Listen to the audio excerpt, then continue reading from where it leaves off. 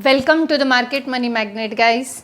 आज है इस वीडियो में हम बात करने वाले हैं आज के स्टॉक मार्केट में हमें जो निगेटिविटी देखने को मिली है, जो क्रैश देखने को मिला है, not a big crash but still जो निगेटिविटी थी उसके बारे में, उसके मेन 4 रीजंस हमें देखने को मिल रहे हैं। ये 4 रीजंस की वजह से आज मार्केट में निगेटिविटी हमें देखने को मिली। मार्केट फिर भी हम बोल सकते काफ़ी कम निगेटिविटी में था, लेकिन स्टिल ये 4 मेन रीजंस है जिसके चलते आने वाले समय में भी हमें इसका इम्पैक्ट मार्केट पे देखने को मिल सकता है। तो चलिए सबसे पहले हम आज मार्केट की पोजीशन देखते हैं और फिर देखते हैं ये 4 रीजंस जिसकी वजह से आज मार्केट निगेटिविटी में था।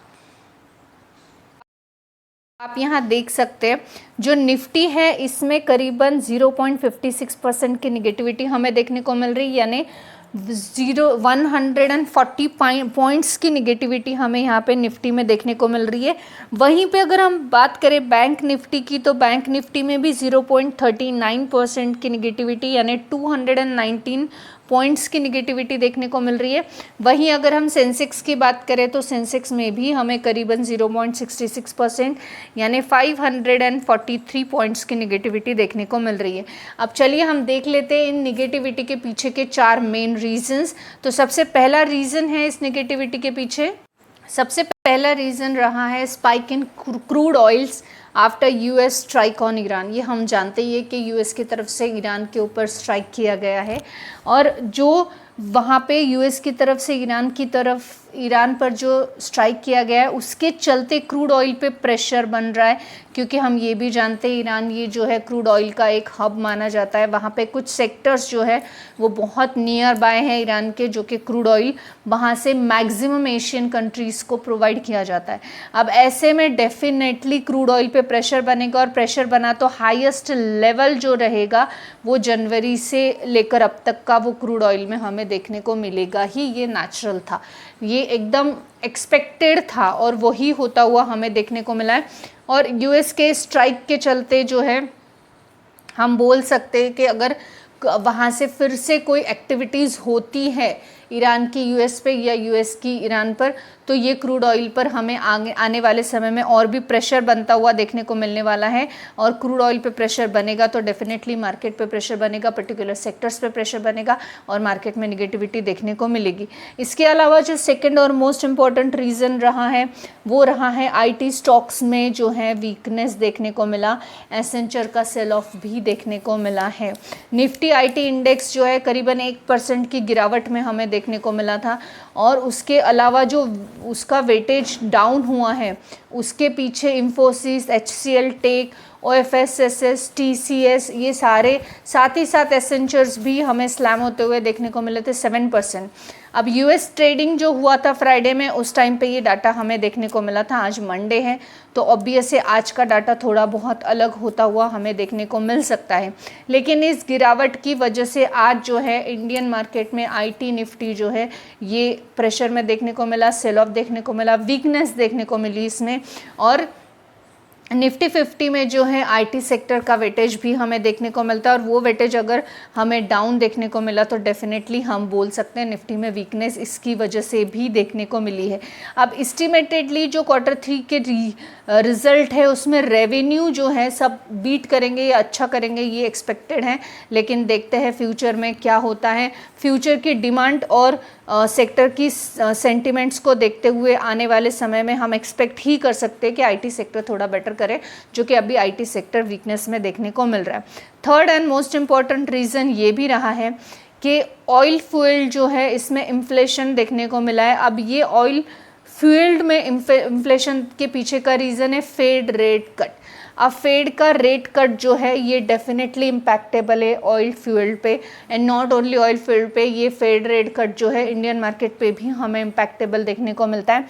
अब जो ऑयल के प्राइसेस बढ़ रहे हैं इसके लिए कंसर्न डेफिनेटली सब है, क्योंकि इन्फ्लेशन उस तरह से बढ़ रहा है। अब ऐसे में पोटेंशियली हम बोल सकते हैं कि रेट कट में जो यूएस फेडरल रिजर्व की तरफ से डीले हो रहा है इसमें डेफिनेटली हम कुछ ना कुछ नेगेटिविटी भी एक्सपेक्ट कर सकते हैं, नेगेटिव रिजल्ट्स भी एक्सपेक्ट कर सकते हैं। अब मार्केट जो है ये स्लैम होता हुआ हमें देखने को मिलेगा रेट कट की वजह से, क्योंकि 30 जुलाई को मीटिंग अब बोली गई है।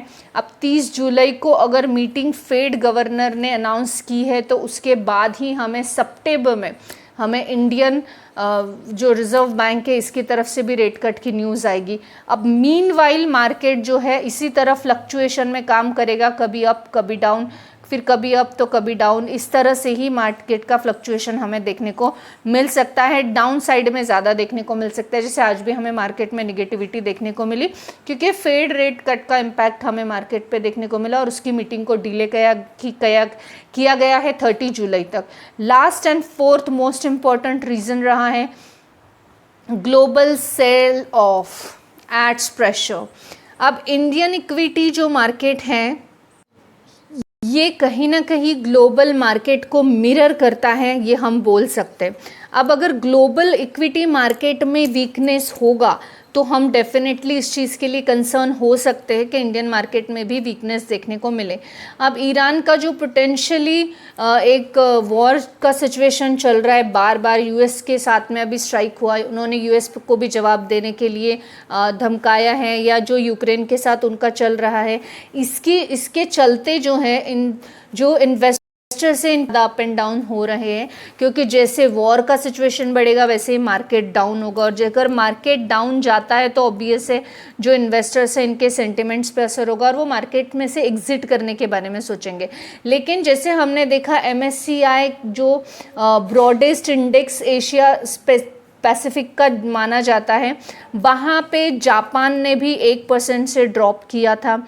वहाँ पे जापानीज़ जो निकी है वो भी स्लैप हुआ था 0.6% से। अब इनके अलावा रिकवरी में हम जो है ये थोड़ा सा हमें कम देखने को मिल रही है, क्योंकि पूरा एशियन जो मार्केट है यही थोड़े निगेटिविटी में, फ्लक्चुएशन में, वॉर के सिचुएशन में चल रहा है। अब ऐसे में अगर एशियन मार्केट पूरा निगेटिव में है तो इंडियन मार्केट पे भी उसका इम्पैक्ट हमें कॉमन नेचुरली देखने को मिलेगा ही।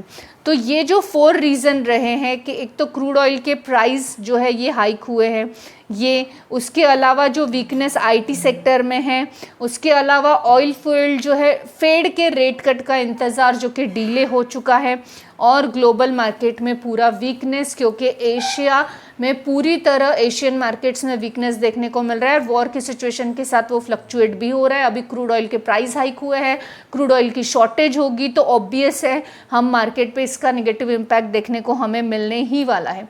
तो ये मेनली जो 4 रीजंस रहे हैं, इस 4 रीजंस के चलते आज इंडियन मार्केट में निगेटिविटी देखने को मिली है। ये निगेटिविटी हम सस्टेनेबल कुछ वक्त तक एक्सपेक्ट कर सकते हैं, क्योंकि जैसे फेड का रेट कट डिले हुआ है या क्रूड ऑयल के प्राइजेस जो हाइक हुए हैं, इनको सबको नॉर्मलाइज होने में वक्त लगेगा। अगर ईरान और यूक्रेन के वॉर में अमेरिका की एंट्री होती है तो हम ग्लोबली 3rd वर्ल्ड वॉर की तरफ जा रहे हैं, इसमें कोई शक नहीं है। और अगर ऐसा होता है तो मार्केट में अच्छा खासा डाउनफॉल आने के भी चांसेस हैं, तो जिसके चलते हम एक्सपेक्ट कर सकते हैं कि आने वाले समय में मार्केट में थोड़ा सा निगेटिविटी होने के चांसेस कंटिन्यूसली बने रहेंगे। जैसे जैसे सिचुएशन रिकवर होगी वैसे वैसे मार्केट भी रिकवर होगा। This information is only for the educational purpose. I am not giving any advice here. I hope this information is informative for you. Thanks for watching.